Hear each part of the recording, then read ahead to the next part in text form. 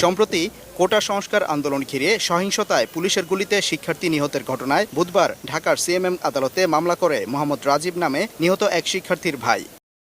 সাবেক প্রধানমন্ত্রী শেখ হাসিনা ও আওয়ামী লীগ সাধারণ সম্পাদক ওবায়দুল কাদের সহ ছাত্রলীগ সভাপতি ও সাধারণ সম্পাদককে আসামি করে হত্যা মামলাটি করা হয়। অভিযোগে বলা হয়, গত ১৯ জুলাই কোটা সংস্কার আন্দোলনের সময় মিরপুর ১০ নম্বর গোলচক্কর এলাকায় পুলিশ গুলি করে কলেজ শিক্ষার্থী ফয়জুল ইসলাম রাজন সহ কয়েকজনকে হত্যা করে। মামলার এজাহারে বলা হয়, সাবেক প্রধানমন্ত্রী শেখ হাসিনা এবং আওয়ামী লীগ সাধারণ সম্পাদক সহ তাদের নেতাদের উস্কানি ও নির্দেশে শিক্ষার্থীদের হত্যা করে পুলিশ ও ছাত্রলীগ।